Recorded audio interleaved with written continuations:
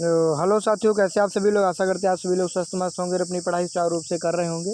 तो आइए बीपीएससी 4.0 की जो हम क्लासेस दे रहे हैं लगातार, टीआरई 4.0 की, तो उसके लिए यहाँ पर देखिए, यहाँ पर एक प्रैक्टिस सेट आ गया है। तो इसको कर लेते हैं फटाफट से और अपना लेवल भी चेक करते हैं। यहाँ पर क्या लिखा है, जब एक अम्ल विलयन एक क्षार के विलयन से एक टेस्ट ट्यूब में मिलाया जाता है, तो अम्ल क्षार जब आपस में मिलते हैं तो क्या बनता है, लवण बनता है और जल बनता है। ठीक, तो इसका राइट आंसर क्या हो जाएगा कि विलयन का तापमान बढ़ता है। ठीक है भाई, लवण बनेगा, जल बनेगा और तापमान भी विलयन का बढ़ जाएगा। और फिर विलयन का तापमान घटता है तो गलत, जब बढ़ जाता है तो घटेगा नहीं। अगला, विलयन का तापमान समान रहता है, ये भी गलत, क्योंकि जब बढ़ ही जाता है तो समान रहने की बात ही नहीं है। अगला, लवण का निर्माण होता है, बिल्कुल मैंने तो पहले बताया, लवण भी बनेगा जल भी बनेगा। तो इसका राइट आंसर हो जाएगा डी, 1 और 4 दोनों सही हो जाएंगे। अगला प्रश्न है, दांतों की सड़न से बचाव के लिए हमें नियमित रूप से ब्रश करने की सलाह दी जाती है। लगातार हम लोग ब्रश करते हैं, क्यों? क्योंकि आमतौर पर प्रयुक्त टूथपेस्ट से हम लोग ब्रश करते हैं तो किस लिए करते हैं? क्योंकि ये होता है क्षारीय प्रकृति का, और हमारे मुंह में जब अम्लता की मात्रा बढ़ जाती है, यानी 5.6 से नीचे पीएच का मान चला जाता है, तो वहाँ पर क्या होता है, वो अम्लीय हो जाता है और जिससे हमारे दांत सड़ने लगते हैं। इसलिए क्षारीय पेस्ट का हम लोग इस्तेमाल करते हैं, जैसे वो जो न्यूट्रल कर देता है। तो राइट आंसर बी विकल्प हो जाएगा। हल्दी एक प्राकृतिक संकेतक है, नेचुरल इंडिकेटर है। जब इसकी पेस्ट को अम्ल और क्षार में अलग अलग मिलाया जाता है तो कौन सा रंग दिखाई देंगे? देखो, हल्दी जो है अम्ल में कोई प्रभाव नहीं करती, यानी पीली की पीली रहती है, और क्षार में ये कैसी हो जाती है, लाल रंग की हो जाती है। तो यहाँ पर ये क्या हो जाएगा, क्षार, यानी जब हल्दी को चूने में मिलाया जाता है तो वो लाल कलर देती है। तो इसलिए राइट विकल्प हो जाएगा बी, अम्ल में पीला और क्षार में लाल। ये देखो दिखाया भी गया है प्रयोग, ये देखो हल्दी है और ये अम्ल में पीली रहती है और क्षार में कैसी हो जाती है, लाल हो जाती है, टर्मरिक। ठीक, प्राक पीली ऐसे भी होती है, अम्ल में भी डालने से पीली होती है और वो क्षार में लाल हो जाती है। अगला प्रश्न देखते हैं, फिनोप्थलीन एक कृत्रिम संकेतक है। फिनोप्थलीन क्या है, कृत्रिम संकेतक है, यानी ये आर्टिफिशियल आपका संकेतक है। यह अम्लीय तथा क्षारीय विलयनों में क्या करता है? तो फिनोप्थलीन भी अम्लीय में कोई प्रभाव नहीं दिखाता है, लेकिन क्षारीय में ये गुलाबी रंग देता है। कौन सा रंग देता है? गुलाबी। तो पहले में होगा कलरलेस और अगला होगा पिंक। तो राइट आंसर हो जाएगा विकल्प नंबर डी। यहाँ पर देखिए एक चार्ट दिया गया है कि जो लाल लिटमस होता है वो अम्ल में लाल हो जाता है और क्षार में कोई भी कलर नहीं देता है। जो लाल लिटमस होता है वो अम्ल में कुछ भी नहीं बदलाव होता, लेकिन क्षार में वो नीला हो जाता है। फिनाप्थलीन भी अम्ल में कोई प्रयोग नहीं देता है, क्षार में गुलाबी हो जाता है। और मिथिल ऑरेंज भी कोई प्रयोग नहीं देता। मिथिल ऑरेंज कलर का होता है और ये मतलब अम्ल में लाल हो जाता है और क्षार में पीला हो जाता है। चूहा मारने का जो जहर होता है किस रासायनिक पदार्थ से बनता है? तो इसको याद रखेंगे, पोटेशियम साइनाइड, के और यहाँ सी और एन, KCN, पोटेशियम साइनाइड यहाँ पर इसका राइट आंसर हो जाएगा। चूहे मारने का जहर पोटेशियम साइनाइड से बनता है। शक्कर के किण्वन से क्या बनता है? शक्कर का जब किण्वन होता है, शर्करा का किण्वन होता है तो उससे बनता है एथिल एल्कोहल। किण्वन का मतलब होता है ऑक्सीजन की अनुपस्थिति में क्रिया होती है, तो उसमें बनता है एथिल एल्कोहल, C2H5OH, यानी शराब जिसको कहते हो।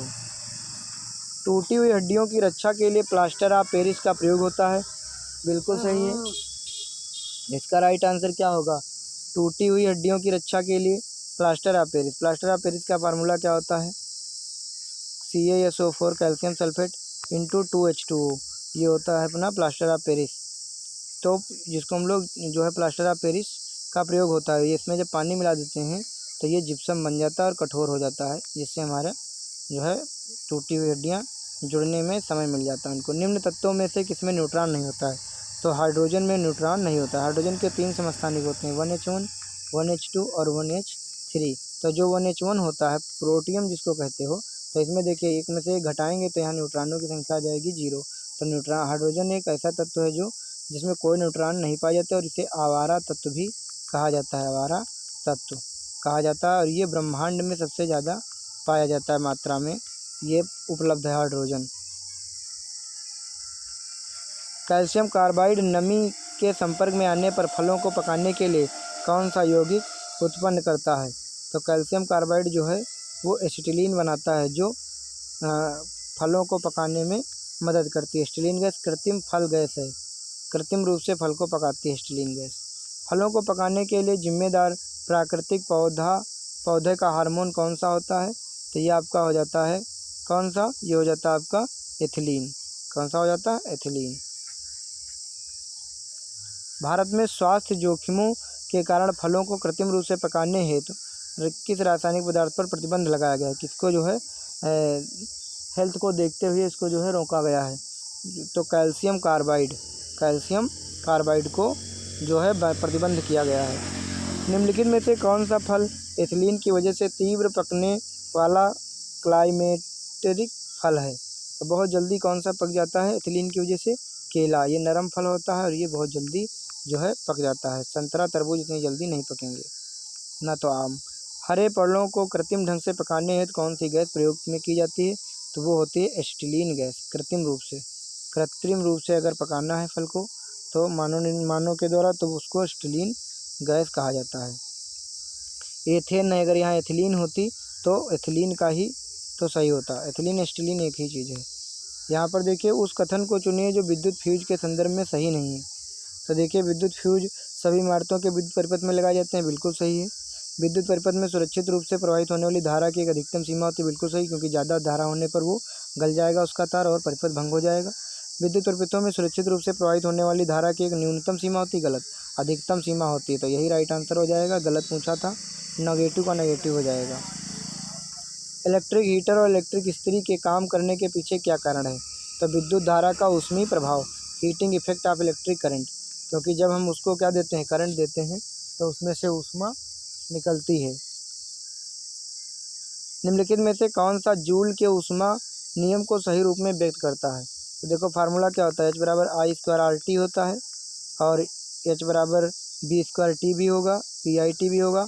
कौन सा सही रूप में यहाँ होना चाहिए था, नहीं व्यक्त करता है, तो ये है HIR²T, ये नहीं होगा, यही इसका राइट आंसर हो जाएगा, यहाँ पे नहीं पूछना था। अत्यधिक ठंडे क्षेत्रों में पारे को क्यों प्राथमिकता नहीं दी जाती है? देखिए जब अगर ठंडा क्षेत्र हो जाएगा तो क्या होगा, तो इट फ्रीजेज एट हाई टेम्परेचर, या अधिक तापमान पर क्या हो जाता है, जम जाता है, अधिक तापमान पर जम जाता है। इसमें ये चीज़ बताया गया है।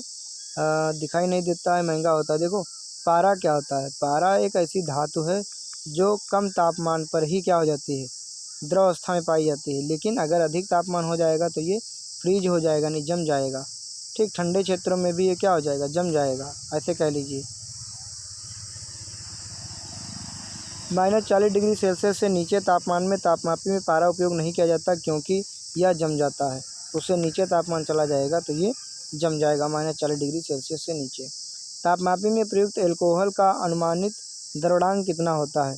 तापमापी में प्रयुक्त अल्कोहल का जो है द्रवणांक कितना होता है, तो -38.8 होता है। इसका राइट आंसर सी विकल्प होगा। ठंडे देशों में पारे के स्थान पर अल्कोहल को तापमापी द्रव के रूप में वरीयता दी जाती है, क्यों? क्योंकि अल्कोहल का द्रवणांक निम्नतर होता है, -38.8 डिग्री सेल्सियस, और इसका एल्कोहल का होता है -115 डिग्री सेल्सियस। यानी ये तो 38 डिग्री सेल्सियस पर ही और ये 115 डिग्री होता है, नहीं इसको हम और भी इससे तापमान नाप सकते हैं, इसलिए अल्कोहल वहाँ पे ठंडे प्रदेशों में प्रयोग कर सकते हैं, लेकिन इसको नहीं, क्योंकि -40 से नीचे जाने पर ये जम जाएगा, जबकि अल्कोहल नहीं जमेगी। छपाई में प्रयोग की जाने वाली स्याही निम्नलिखित में से किसके अपघटन से प्राप्त होती है? किसके अपघटन से यहाँ पर जो है प्राप्त होती है, जो सफाई में ये होती है? तो इसका राइट आंसर आपके लिए रहेगा HW। आप सब लोग देंगे इसका कमेंट में जवाब। मिलते हैं नेक्स्ट वीडियो में, तब तक के लिए धन्यवाद। और इस क्वेश्चन का आंसर पाने के लिए हमारे चैनल से आप लोग जुड़े रहेंगे, और हम अगर आप भी चैनल पे नए हैं तो हमारे चैनल की प्लेलिस्ट में जाना, वहाँ पे आपको BPSC 4.TRE0 के नाम से मिल जाएगी प्लेलिस्ट। वहाँ पे वीडियोज़ को देख के अपनी तैयारी को और मजबूती दे सकते हैं। धन्यवाद।